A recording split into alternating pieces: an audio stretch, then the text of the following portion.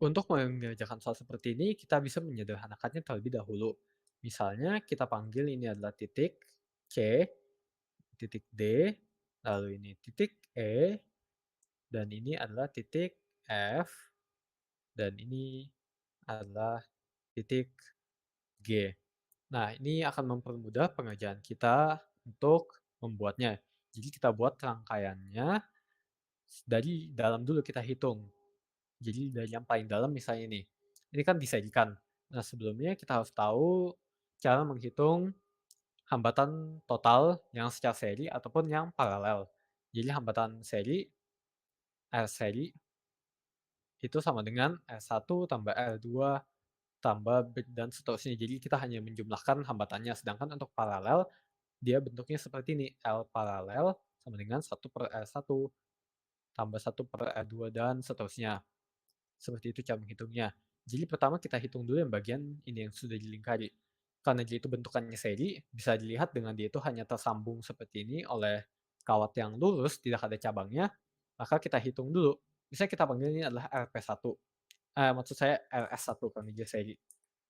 Maka dari sini kita dapatkan RS1 itu sama dengan kedua hambatan yang ada, yaitu 2 ohm tambah 2 ohm, maka sama dengan 4 ohm. Maka ini secara akumulatif yang ditandai dengan warna merah ini adalah 4 ohm. Nah, kita lakukan hal yang sama pada yang bawah, seperti ini, yang ditandai dengan warna biru.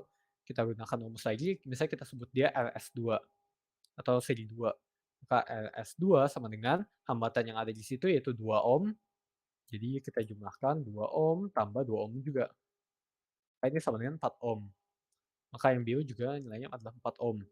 Nah, kita sudah menghitung DE kan. Jadi bisa dianggap saja DE seperti ini. Nah, kan DE itu melalui 2 jalur, lewat atas sini dan lewat bawah.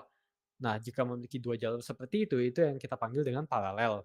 Maka jika kita sebut dia adalah LP1, ditandai di sini LP1, LP1 ini adalah gabungan antara RS1 dan RS2. Jadi 1/RP1 sama dengan 1/RS1 tambah 1/RS2. Kita masukkan angka-angkanya, ini sama dengan 1/4 ohm tambah 1/4 ohm. Maka ini akan sama dengan 2/4 ohm kan. Nah, lalu kita balik bagian ini dengan bagian ini sama-sama dibalik sehingga kita dapatkan LP1 sama dengan 4 ohm per 2 atau sama dengan 2 ohm. Maka kita dapatkan kumulatifnya adalah 2 ohm di sini. Nah, dari sini kita sudah dapatkan nilainya.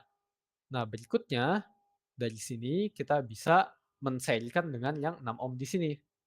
Misalnya kita panggil RS3 dengan cara yang sama yaitu dijumlahkan saja kita dapatkan 2 ohm, yaitu dari RP1 tambah yang kita lingkari tadi yaitu 6 ohm.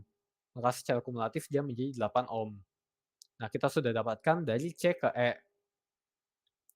Nah, selanjutnya jika kita lihat bagian sini, yang bagian dilingkari dengan warna hitam, dia itu sebenarnya sama saja dengan paralel.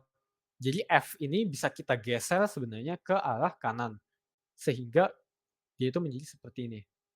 Nah, jika kita melihatnya seperti ini akan lebih mudah terlihat bahwa dia itu paralel antara 4 ohm dengan 4 ohm. Misalnya kita panggil dia paralel 2, jadi 1/RP2 itu sama dengan 1/4 ohm tambah 1/4 ohm. Maka sama dengan 2/4 ohm atau sama dengan 1/2 ohm. Kita balik bagian sini dengan bagian ini sehingga kita dapatkan RP2 itu sama dengan 2 ohm.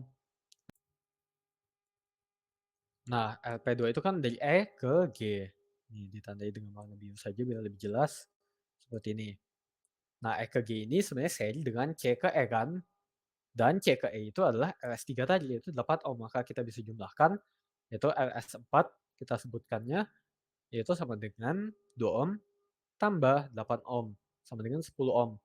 Maka dari C ke G lewat sini kita dapatkan 10 ohm. Namun itu bukan hanya satu-satunya jalur, tapi juga ada jalur bawah. Seperti ini. Pada jalur bawah ada hambatannya itu 5 ohm, maka dari sini kita akan menggunakan paralel lagi yaitu 1/LP3 itu sama dengan yang ada yaitu 1/5 ohm dan juga 1 per yang baru saja kita dapatkan yaitu 10 ohm. Maka dari sini kita dapatkan ini adalah 2/10 ohm tambah 1/10 ohm sama dengan 3/10 ohm. Maka apabila kita balik ini dengan ini, kita dapatkan LP3 itu sama dengan 10 ohm per 3 atau sama dengan 3,33 ohm. Dan ini adalah jawabannya, yaitu pilihan yang B. Sampai jumpa di pembahasan berikutnya.